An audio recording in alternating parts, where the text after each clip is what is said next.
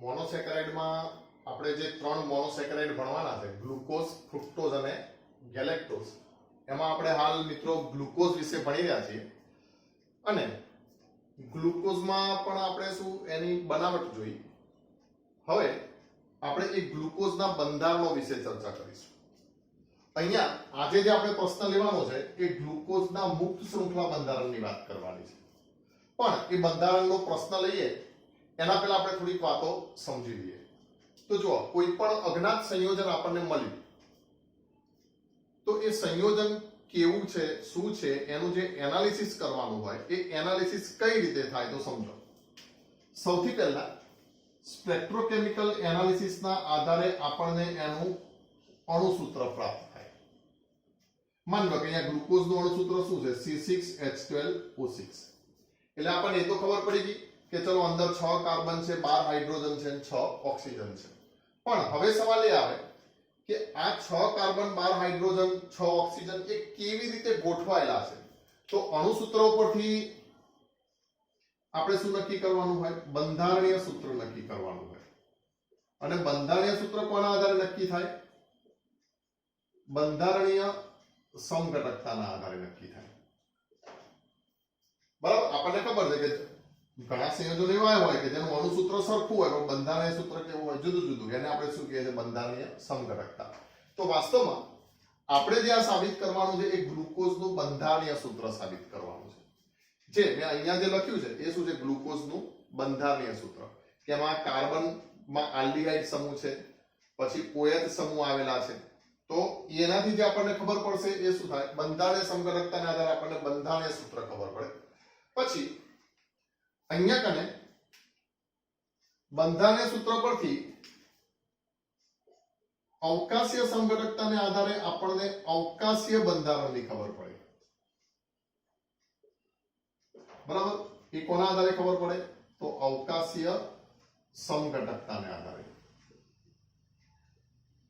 મતલબ સમજો, આ શું કહેવા માંગે છે કે ગ્લુકોઝની અંદર આવી રીતે 1 2 3 4 5 અને 6 કાર્બન તમે બતાડી દીધા અને આવું HOH બતાડી દીધું. બરાબર? પણ આની અવકાશીય ગોઠવણી કઈ રીતે? તો H આ બાજુ છે, OH આ બાજુ છે, પાછો બીજા કાર્બન ઉપર OH આ બાજુ છે, H આ બાજુ છે. તો આવી રીતે અવકાશમાં આ સમૂહો, અવકાશીય ભૂમિતિ કઈ રીતની છે એના ઉપરથી કઈ બંધારણ નક્કી થાય? અવકાશીય બંધારણ નક્કી થાય. અને અવકાશીય બંધારણના પાછા મિત્રો જુદા જુદા પ્રકારના જુદા જુદા સ્વરૂપો હોય અને એના પ્રક્ષેપ સૂત્રો હોય. તો કોઈ પણ સંયોજનના બંધારણ વિશે આપણે આ રીતે સ્ટેપ બાય સ્ટેપ આગળ વધી શકીએ.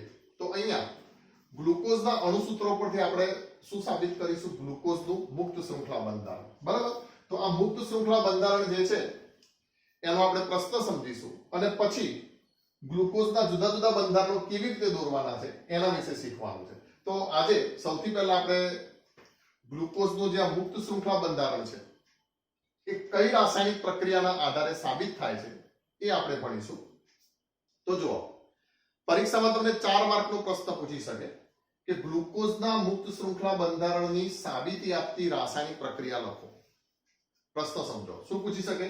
ગ્લુકોઝના મુક્ત શૃંખલા બંધારણની સાબિતી આપતી રાસાયણિક પ્રક્રિયાઓ લખો અથવા તે રાસાયણિક પ્રક્રિયાઓ સમજાવો એમ પણ પૂછે. અથવા તો આ પાઠમાંથી જે માળખું છે એ સામાન્ય રીતે 2 માર્કના પ્રશ્નોનો આવે છે. એટલે 2 માર્કમાં તમને આખું ના પૂછે, બધી પ્રક્રિયા ના પૂછી શકે. જેમ કે એમાં ટોટલ 5 પ્રક્રિયાઓ વિશે લખ્યું છે. એમાં ગમે તે છૂટક છૂટક તમને પૂછશે કે સાબિત કરો કે ગ્લુકોઝમાં 6 કાર્બનની સરળ શૃંખલા આવેલી છે. અથવા એમ પૂછે સાબિત કરો કે ગ્લુકોઝમાં કાર્બોનિલ સમૂહ આવેલો છે. સાબિત કરો કે ગ્લુકોઝમાં આલ્ડીહાઇડ સમૂહ આવેલો છે. તો એ આપણે સ્ટેપ બાય સ્ટેપ પ્રક્રિયાઓથી આપણે શું કરવાનું છે? ગ્લુકોઝના મુક્ત શૃંખલા બંધારણની સાબિતી આપવાની છે. બરાબર?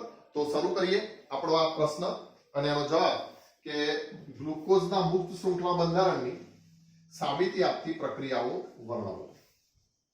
તો જુઓ, બુકમાં અલગ અલગ આપેલું છે. અહીંયા આગળ હું તમને બધી પ્રક્રિયાઓને એક કોમન ચાર્ટ બતાવીશ કે જેથી તમને યાદ રાખવામાં સરળ રહે. પણ પરીક્ષામાં તમને જેના વિશે પૂછ્યું હોય એટલું તમારે પછી લખવાનું છે. તો તમે પહેલા મુક્ત શૃંખલા બંધારણનું એનાલિસિસ કરો. આ જે મેં દોર્યું છે એ ગ્લુકોઝનું મુક્ત શૃંખલા બંધારણ છે. તો સૌથી પહેલા તમને શું દેખાય છે? તો એક જ સળંગ 6 કાર્બનની શૃંખલા આવેલી છે. બરાબર. અહીંયા તમને કઈ આવું નથી દેખાતું 1 2 3 4 વળી એક કાર્બન આ રીતે, વળી એક સી આ રીતે, એવું નથી. શાખાઓ નહીં, પણ 6 કાર્બનની શું આવેલી છે? સરળ શૃંખલા આવેલી છે. બીજું, કાર્બોનિલ સમૂહ હાજર છે. કયો સમૂહ? આલ્ડીહાઇડ. આપણને ખબર છે આલ્ડીહાઇડ સમૂહને આપણે કઈ રીતે લખીએ છીએ? C double bond O H. અને સી ડબલ બોન્ડ ઓ વાળા સમૂહને કયો સમૂહ કહેવાય? કાર્બોનિલ સમૂહ. બરાબર. તો કાર્બોનિલ હાજર છે, અને કાર્બોનિલમાં પણ કયો હાજર છે? તો આલ્ડીહાઇડ સમૂહ હાજર છે. પછી એમ કે છે કે એક 1 ડિગ્રી OH સમૂહ હાજર છે. મતલબ આ OH સમૂહ જુઓ, એની સાથે જોડાયેલો કાર્બન બીજા કેટલા કાર્બન સાથે જોડાયેલા છે? એક કાર્બન સાથે. તો ગ્લુકોઝમાં એક OH સમૂહ કેવો છે? આ છેડાવાળો 1 ડિગ્રી છે. અને બાકીના આ OH સમૂહ જુઓ, જેમ કે આ કાર્બન સાથે જોડાયેલો છે, તો આ કાર્બન કેટલા કાર્બન સાથે? 2 કાર્બન સાથે જોડાયેલા છે. ખ્યાલ આવે છે ને? આ કાર્બનનો જે OH સમૂહ છે, તો આ કાર્બન કેટલા કાર્બન સાથે? 2 કાર્બન સાથે જોડાયેલા છે. તો આ 1 2 3 અને 4 ચાર OH સમૂહ કેવા છે? 2 ડિગ્રી છે. જ્યારે આ OH સમૂહ કેવો છે? 1 ડિગ્રી. ખ્યાલ આવે છે? જેમ કે હું એમ કહી દઉં, આ OH સમૂહ કેવો છે? તો 1 ડિગ્રી OH સમૂહ છે. અને આ 4 OH સમૂહ કેવા છે? તો 2 ડિગ્રી OH સમૂહ છે. તો ગ્લુકોઝમાં એક 1 ડિગ્રી OH સમૂહ હાજર છે, અને બીજું કુલ ટોટલ 5 OH સમૂહ હાજર છે, જેમાં 4 2 ડિગ્રી છે અને એક 1 ડિગ્રી, એમ કરીને કેટલા? 5 OH સમૂહ હાજર છે. તો આ બધાની આપણે પ્રક્રિયાઓ લખવાની છે. તો જો હવે એક પછી એક આપણે એની સાબિતી આપતી પ્રક્રિયાઓનો હું ચાર્ટ બનાવી દઉં છું, તો સમજજો. જેમ કે હું અહીંયા આગળ ગ્લુકોઝનું બંધારણ લખી નાખું, CHO CHOH કેટલી વખત લખી નાખું? 4 વખત. અને અહીંયા કરી નાખું CH2OH. બરાબર. તો આ શું છે? ગ્લુકોઝ. હવે સમજો, પહેલા કોની સાબિતી આપીએ? તો 6 કાર્બનની સરળ શૃંખલા. તો આના માટે આપણે ગ્લુકોઝની એક પ્રક્રિયા કરીશું.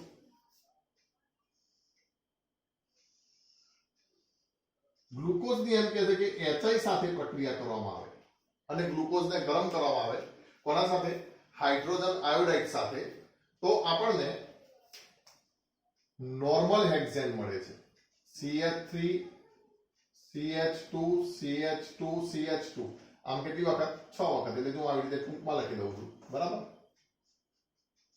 CH2 4 અને ફરીથી પાછું CH3. તો આ શું છે? Normal hexane.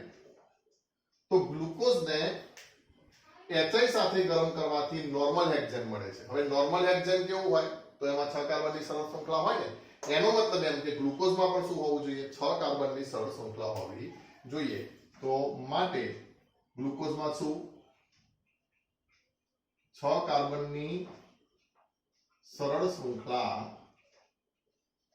હાજર. ખબર પડી? પરીક્ષામાં ખ્યાલ આવે છે? પ્રશ્ન કઈ રીતે પૂછાશે?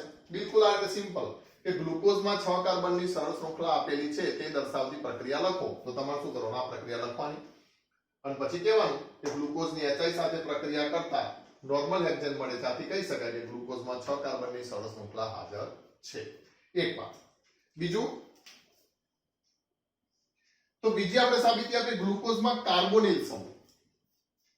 તો આના માટે મિત્રો તમારે એક તો 11 માનું બેઝિક ખબર હોવી જોઈએ, અને બીજા નંબરમાં આપણો જે આલ્ડીહાઇડ કીટોન વાળો જે કાર્બોનિલ કાર્બન વાળો જે ચેપ્ટર જે છે, પ્રકરણ નંબર 12, એ આપણને ખબર હોવી જોઈએ. તો મિત્રો જે પણ આ કાર્બોનિલ સમૂહ વાળા પદાર્થો છે, C double bond O, carbon double bond થી ઓક્સિજન સાથે જોડાયેલો હોય એવા કાર્બનને કાર્બોનિલ કાર્બન અથવા કાર્બોક્સી કાર્બન કહેવાય. અને આ જે કાર્બોક્સી સમૂહ, અહીંયા હું H જોડી દઉં તો આલ્ડીહાઇડ થઈ જાય. બંને જગ્યાએ R હોય તો શું થઈ જાય? કીટોન થઈ જાય. અહીંયા OH જોડી દઉં તો કાર્બોક્સિલિક એસિડ થઈ જાય. બરાબર. તો આ બધા જે છે એ કાર્બોનિલ સમૂહ છે. અને કાર્બોનિલ સમૂહ ખાસ યાદ રાખવાનું મિત્રો, કઈ પ્રક્રિયા આપે? કેન્દ્રાનુરાગી યોગશીલ પ્રક્રિયા આપે. હવે તમે એ પાઠ જો ભણ્યા હો તો તમને ખ્યાલ હશે કે કેન્દ્રાનુરાગી યોગશીલ પ્રક્રિયા HCN સાથે થાય, NaHSO3 સાથે થાય. બરાબર. પછી હાઇડ્રોક્સિલ એમાઇન સાથે થાય. તો આ બધા પદાર્થો શું કરે છે? કેન્દ્રાનુરાગી યોગશીલ પ્રક્રિયા આપે છે. તો આપણે હવે ચેક કરી જોઈશું કે ગ્લુકોઝ કેન્દ્રાનુરાગી યોગશીલ પ્રક્રિયા આપે તો સમજી લેવાનું કે ગ્લુકોઝમાં શું હાજર છે, કાર્બોનિલ સમૂહ હાજર છે. તો આપણે અહીંયા સીધું કહી દેશું કે ગ્લુકોઝ આ પ્રકારની પ્રક્રિયા આપે છે. તો જો ગ્લુકોઝની એક આપણે પ્રક્રિયા કરીશું HCl સાથે. HCl ને શું કહેવાય, હાઇડ્રોજન સાયનાઇડ, એટલે આનું નામ લખતો નથી, બરાબર. HCl સાથે પ્રક્રિયા કરીશું ગ્લુકોઝની, તો ગ્લુકોઝ આપણને સાયનોહાઇડ્રીન આપશે. હવે ધ્યાન રાખો, કેન્દ્રનાગી પ્રક્રિયા કેવી રીતે થાય તો સમજજો. અહીંયા કને હું આ લખી દઉં છું CHO CHOH4 અને આ CH2OH, આ ગ્લુકોઝ લખ્યું, બરાબર. હવે સમજો, આ ડબલ બોન્ડ થી O લખ્યું અને અહીંયા કને મેં એક H લખ્યું. હવે પ્રક્રિયા કોની જોડે કરવાની છે, મારે HCl સાથે કરવાની છે. તો તમારે કેન્દ્રનાગી ઓક્સિજન પ્રક્રિયામાં આવું જ યાદ રાખવાનું, પાઈ બંધ તોડી નાખવાનું, એટલે કાર્બનની 4 સંયોજકતા થઈ જાય. અહીંયા ભાગ પાડી દેવાના, આ Cl- અને H+, પ્લસ ને અહીંયા જોડી દેવાનો અને Cl ને અહીંયા જોડી દેવાનો. એટલે મને જે હવે અહીંયા કને જે મળશે એ શું મળશે, CH, પછી આ બાજુ કરી નાખું OH અને આ બાજુ કરી નાખું Cl. અને બાકીનું તો જે છે પ્રક્રિયા તો અહીંયા જ થવાની, બાકીનું જે છે એમનું એમ મૂકી દઉં, એટલે CHOH 4 વખત અને નીચે શું કરી નાખું, CH2OH. આનું જે નામ છે એને શું કહેશું, ગ્લુકોઝ સાયનોહાઇડ્રીન.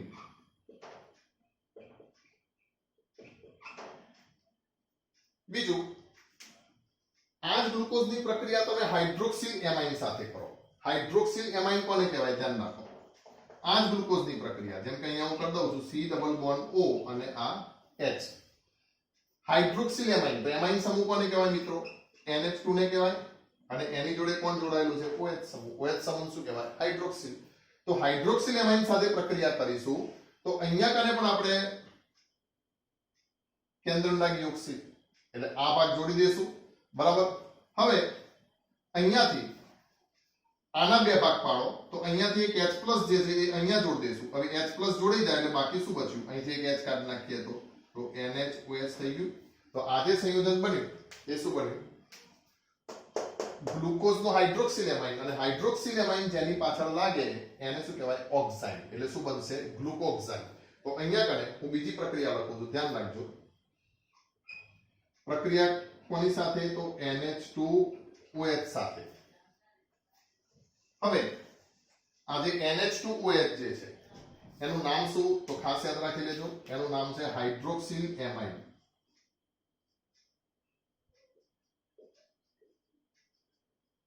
હવે જો આપણો ગ્લુકોઝ છે, C ડબલ બોન્ડ O અને આ H અને આ CHOH કેટલી વખત, 4 વખત અને પછી CH2OH. હવે હું અહીંયા કને હાઇડ્રોક્સિલ એમાઇન જોડું છું, આ પાઈ બંધ તોડી નાખીશ, એક H જે છે એને હું અહીંયા જવા દઈશ અને બાકી જે બચ્યું એ શું બચ્યું, NH બચ્યું અને આ OH. ગ્લુકોઝ વત્તા ઓક્સાઇન, એટલે આનું જે નામ બનશે આને કહેવાશે ગ્લુકોક્સાઇન. તો આ બે જે પ્રક્રિયા છે, આ બે પ્રક્રિયા એ શું બતાડે છે, ગ્લુકોઝમાં C ડબલ બોન્ડ O સમૂહ હાજર. મોસ્ટ ટાઈમ વિભાગ આ પ્રશ્નનો પરીક્ષામાં તમને શું પૂછશે, ગ્લુકોઝમાં કાર્બોનિલ સમૂહની હાજરી દર્શાવતી રાસાયણિક પ્રક્રિયા લખો અથવા તો રાસાયણિક પ્રક્રિયાઓ સમજાવો. તો તમે શું કહેશો, ગ્લુકોઝ હાઇડ્રોજન સાયનાઇડ સાથે પ્રક્રિયા કરીને ગ્લુકોઝ સાયનોહાઇડ્રીન આપે છે, જ્યારે હાઇડ્રોક્સિલ એમાઇન સાથે પ્રક્રિયા કરીને ગ્લુકોક્સાઇન આપે છે. આ પ્રક્રિયાઓ કાર્બોનિલ સમૂહની લાક્ષણિક પ્રક્રિયાઓ છે. મતલબ આ પ્રક્રિયાઓ કોણ આપી શકે, તો જેનામાં કાર્બોનિલ સમૂહ હોય એ જ આપી શકે. તો આ પ્રક્રિયાઓ કાર્બોનિલ સમૂહની લાક્ષણિક પ્રક્રિયાઓ છે. આથી કહી શકાય કે ગ્લુકોઝમાં શું હાજર હોવું જોઈએ, C ડબલ બોન્ડ O સમૂહ હાજર હોવો જોઈએ. હવે C ડબલ બોન્ડ O માં પણ શું હાજર, CHO હાજર. તો આપણે CHO ની એક લાક્ષણિક પ્રક્રિયા જોઈશું. હવે સમજો, ગ્લુકોઝમાં આલ્ડીહાઇડ છે, આલ્ડીહાઇડ નું ઓક્સિડેશન કરીએ તો શું મળે મિત્રો, ખ્યાલ છે શું મળે, કાર્બોક્સિલિક એસિડ મળે. તો નિર્બળ ઓક્સિડેશન કરતા વડે હું ઓક્સિડેશન કરીશ અને એ નિર્બળ ઓક્સિડેશન કરતા તરીકે હું ઉપયોગ કરીશ Br2 જળનો. એના વડે આપણે ઓક્સિડેશન કરીશું. તો બ્રોમિન જળ વડે ગ્લુકોઝનું ઓક્સિડેશન કરીએ તો આપણને આનું ઓક્સિડેશન થઈ અને શું મળશે? COOH મળશે. મતલબ આલ્ડીહાઇડ ની જગ્યાએ ઓક્સિડેશન થઈને શું બની જશે? કાર્બોક્સિલિક એસિડ બની જશે. બાકીનો ભાગ એમનો એમ રહેશે CHOH4 અને અહીંયા કને મૂકી દઉં CH2OH. સમજો, નિર્બળ ઓક્સિડેશન કરતા વાપર્યો છે. શું વાપર્યું છે? નિર્બળ ઓક્સિડેશન કરતા પદાર્થ. કેમ? કારણ કે નિર્બળ માત્ર આલ્ડીહાઇડ નું જ ઓક્સિડેશન કરી COH બનાવે, પણ જો પ્રબળ ઓક્સિડેશન કરતા વાપર્યો હોત તો આ બંનેનું શું થઈ જાય? 1 ડિગ્રી OH સમૂહ અને આલ્ડીહાઇડ બંનેનું ઓક્સિડેશન થઈ જાય. એટલે અહીંયા મેં નિર્બળ ઓક્સિડેશન કરતા વાપર્યો. તો આ જે પ્રક્રિયા જે છે એ શું બતાડે છે? ગ્લુકોઝમાં CHO સમૂહ હાજર. હવે ખબર પડી ને? પરીક્ષામાં પ્રશ્ન પૂછે કે ગ્લુકોઝમાં CHO સમૂહ હાજર છે, સાબિતી દર્શાવતી પ્રક્રિયા લખો. તો અહીંથી આટલું લખવાનું અને શું કહેવાનું? ગ્લુકોઝનું બ્રોમિન જળ નિર્બળ ઓક્સિડેશન કરતા, જેવા કે બ્રોમિન જળ વડે ઓક્સિડેશન કરતા આ જે એસિડ છે એનું નામ છે ગ્લુકોનિક એસિડ મળે છે. ગ્લુકોનિક એસિડ મળે છે. ગ્લુકોનિક એસિડ જે મળે છે જે દર્શાવે છે કે ગ્લુકોઝમાં શું હાજર હોવો જોઈએ? આલ્ડીહાઇડ. બરાબર. તો આવી રીતે 6 કાર્બનની શૃંખલા હાજર, કાર્બોનિલ સમૂહ હાજર, આલ્ડીહાઇડ સમૂહ હાજર. હવે શું જોઈએ? એક 1 ડિગ્રી OH સમૂહ હાજર છે. તો જુઓ, ગ્લુકોઝનું બંધારણ અહીંયા કને દોર દઉં. CHO પછી CHOH, આવા કેટલા? 4, એટલે 4 ને 1 5 અને CH2OH. મતલબ ગ્લુકોઝની અંદર અહીંયા એક 1 ડિગ્રી OH સમૂહ હાજર છે. એ દર્શાવતી મારે હવે પ્રક્રિયા જોઈએ છે. તો સમજો મિત્રો, આપણને ખબર છે કે જો તમે કોઈ પ્રબળ ઓક્સિડેશન કરતા પદાર્થનો ઉપયોગ કરો તો એ 1 ડિગ્રી આલ્કોહોલનું રૂપાંતરણ શેમાં કરી નાખે? કાર્બોક્સિલિક એસિડમાં. અને આલ્ડીહાઇડનું રૂપાંતરણ શેમાં કરી નાખે? એ પણ કાર્બોક્સિલિક એસિડમાં. તો આવી રીતે અહીંયા હું હવે ગ્લુકોઝની પ્રક્રિયા સાંદ્ર HNO3 સાથે કરાવડાવીશ અને સાંદ્ર HNO3 વડે હું શું કરીશ? ગ્લુકોઝનું ઓક્સિડેશન. તો મને ડાયકાર્બોક્સિલિક એસિડ મળશે. મતલબ એના બંને છેડે શું થઈ જશે? કાર્બોક્સિલિક એસિડ બની જશે. જેમ કે અહીંયા પણ બની ગયું COOH. આ CHOH4 એવા ને એવા રહેશે. કેમ? કારણ કે અહીંયા 2 ડિગ્રી OH સમૂહ છે એટલે કાર્બોક્સિલિક એસિડ નહીં બને. અને આ પણ શું બની જશે? કાર્બોક્સિલિક એસિડ બની જશે. આ ડાયકાર્બોક્સિલિક એસિડ જે છે એનું મિત્રો ખાસ નામ યાદ રાખજો, જેનું નામ છે સેકેરિક એસિડ. બીજું પણ તમને કહી દઉં, જો ગ્લુકોઝની જગ્યાએ તમે ગ્લુકોનિક એસિડની પણ જો સાંદ્ર HNO3 સાથે પ્રક્રિયા કરો તો પણ આપણને આ પરિણામ મળવાનું છે. કોની સાથે? કોની પ્રક્રિયા? ગ્લુકોનિક એસિડ. ગ્લુકોનિક એસિડ તો ખબર પડી ને, એક જ COOH સમૂહ, બાકી બધું એમનું એમ જ. તો આ શું છે? ગ્લુકોનિક એસિડ. જો સમજો, કારણ કે સાંદ્ર HNO3 છે, અહીં તો COOH બની ગયો છે એટલે હવે કોને બનાવશે? માત્ર અહીંયાથી બનાવશે. ગ્લુકોઝમાં પણ અહીંથી બનાવશે. તો ગ્લુકોનિક એસિડ એટલે એક જ COOH સમૂહ અને સેકેરિક એસિડ એટલે 2 COOH સમૂહ, એવું યાદ રાખજો. તો હમણાં આપણે આલ્ડીહાઇડમાં પેલું બનાવ્યું હતું, ખબર છે ને કે મંદ ઓક્સિડેશન કરતા વડે શું બને છે? ગ્લુકોનિક એસિડ. મતલબ ખાલી CHO નું જ ઓક્સિડેશન થાય છે એટલે કે એમાં CHO સમૂહ હાજર છે. પણ સાંદ્ર HNO3 વડે તમે બંનેની પ્રક્રિયા કરશો તો તમને શું મળશે? સેકેરિક એસિડ, જે બતાડે છે કે એક CHO સમૂહ બીજો કયો 1 ડિગ્રી OH સમૂહ હાજર છે. તો આ શેની સાબિતી મળી? Therefore ગ્લુકોઝમાં એક 1 ડિગ્રી OH સમૂહ હાજર. હવે શું કરીશું? કુલ ટોટલ 5 OH સમૂહ હાજર છે એવી પ્રક્રિયા આપણે બતાડીશું. કુલ ટોટલ કેટલા? 5 OH સમૂહ. હવે તમે જો રસાયણ વિજ્ઞાન બરાબર ભણ્યા હો તો તમને ખબર હોય કે 5 એ 5 મતલબ 1 ડિગ્રી અને 2 ડિગ્રી બધા જ પ્રકારના OH સમૂહ સાથે આપણે જો પ્રક્રિયા સમાન વ્યુત્પન્ન મળે એવી રીતની કરાવી હોય તો એ પ્રક્રિયા કઈ છે મિત્રો? યસ, તો એ પ્રક્રિયા કઈ છે? એસાઇલેશન પ્રક્રિયા અથવા તો એસિટિલેશન પ્રક્રિયા. અને આપણને ખબર છે એસિટિલેશન, જ્યારે પણ એસિટિલેશન ની વાત આવે ત્યારે અંદર એસિટાઇલ સમૂહ દાખલ કરવાનો છે. અને એસિટાઇલ સમૂહ દાખલ કરવા માટેના બે આઈડિયલ પ્રક્રિયકો કયા? ભણ્યા નથી કરવામાં? એસિટાઇલ સમૂહ દાખલ કરવાના બે આઈડિયલ પ્રક્રિયકો કયા? તો એક એસિટિક એનહાઇડ્રાઇડ અને બીજો એસિડ ક્લોરાઇડ. પણ અહીં જે આપણે પ્રક્રિયા જે છે એ કોની સાથે કરાવડાવીશું? એસિડ એનહાઇડ્રાઇડ સાથે કરાવડાવીશું, બરાબર? અથવા તો એસિટિક એનહાઇડ્રાઇડ.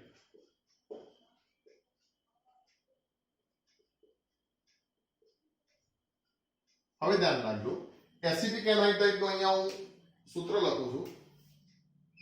આ એસિટાઇલ સમૂહ છે CH3CO 2O.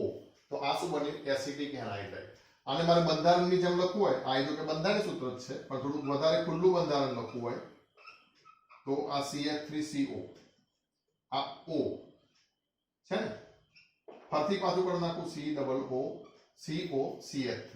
તો CH3CO કેટલી વખત? બે વખત. અને આ O, તો આ બન્યું એસિટિક એનહાઇડ્રાઇડ. હવે એસિટિક એનહાઇડ્રાઇડ કોની સાથે પ્રક્રિયા કરશે? તો ધ્યાન રાખજો, આલ્ડીહાઇડ સાથે પ્રક્રિયા નહીં કરે, પણ અહીંયા કને જે આ CHOH છે એમાંથી આ O સાથે, ધ્યાન રાખજો, CHOH આટલું છે ને, CHOH એમાંથી હું પ્રક્રિયા કરાવડાવીશ કોની સાથે? O સાથે. તો અહીંયા આટલો ભાગ દૂર થશે, એક H. એ એક H કોના સાથે જોડાઈ જાય?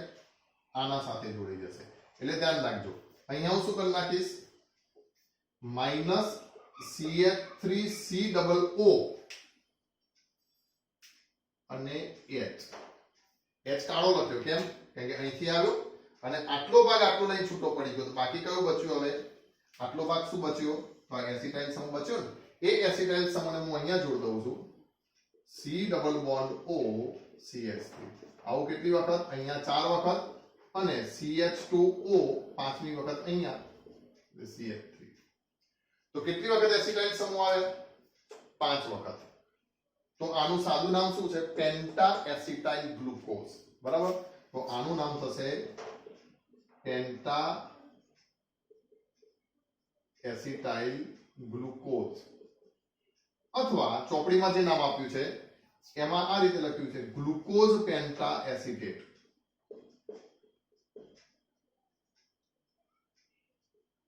બરાબર? તો આ જે બાબત છે એ શેની સાબિતી આપે છે? તો ગ્લુકોઝની અંદર 5 OH સમૂહ હાજર છે. therefore ગ્લુકોઝમાં 5 OH સમૂહ હાજર. બરાબર? આ એ વસ્તુની સાબિતી આપે છે. તો આવી રીતે ગ્લુકોઝમાં સૌથી પહેલા આપણે શું સાબિત કર્યું? 6 કાર્બનની સળંગ શૃંખલા. કોની સાથે પ્રક્રિયા કરી? HI સાથે પ્રક્રિયા કરી. બીજું, કાર્બોનિલ સમૂહ હાજર. તો કાર્બોનિલ સમૂહ હાજરી દર્શાવતી પ્રક્રિયા કઈ? તો કે ગ્લુકોઝ HCN સાથે સાયનોહાઇડ્રીન આપે છે અને ગ્લુકોઝ હાઇડ્રોક્સિલ એમાઇન સાથે ગ્લુકોક્ઝાઇમ અથવા તો ઓક્ઝાઇમ આપે છે. તો એ C ડબલ બોન્ડ ની હતી. પછી CHO વાળી પ્રક્રિયા કઈ? તો ગ્લુકોઝ બ્રોમિન જળ વડે ગ્લુકોઝનું ઓક્સિડેશન કરીએ એટલે એ ગ્લુકોનિક એસિડ આપે છે, જેનાથી સાબિતી મળશે ગ્લુકોઝમાં શું હાજર છે? CHO સમૂહ હાજર છે. પછી 1 ડિગ્રી OH સમૂહ હાજર છે. તો ગ્લુકોઝની સાંદ્ર HNO3 સાથે પ્રક્રિયા કરીએ તો આપણને ડાયકાર્બોક્સિલિક એસિડ, જેનું નામ છે સેકેરિક એસિડ મળશે, જે બતાવશે ગ્લુકોઝમાં 1 ડિગ્રી OH સમૂહ હાજર છે. અને ગ્લુકોઝની એસિટિક એનહાઇડ્રાઇડ સાથે પ્રક્રિયા કરતા પેન્ટા એસિટાઇલ ગ્લુકોઝ મળે છે. મતલબ 5 એસિટાઇલ સમૂહ ધરાવતો વ્યુત્પન્ન મળે છે, જેને કહેશું પેન્ટા એસિટાઇલ ગ્લુકોઝ અથવા તો ગ્લુકોઝ પેન્ટા એસિટેટ મળે છે. ગ્લુકોઝ પેન્ટા એસિટેટ મળે છે. તો એ શું બતાવે છે? ગ્લુકોઝમાં 5 OH સમૂહની હાજરી બતાવે છે. તો આવી રીતે આથી મુક્ત શૃંખલા બંધારણ. પછી ફિશરે અવકાશમાં આ કેવી રીતે OH સમૂહ ગોઠવાયેલા છે એવી વિવિધ પ્રક્રિયાઓ કરી અને ગ્લુકોઝનું અવકાશીય બંધારણ પણ સાબિત કર્યું હતું, જે આ રીતે હોય છે.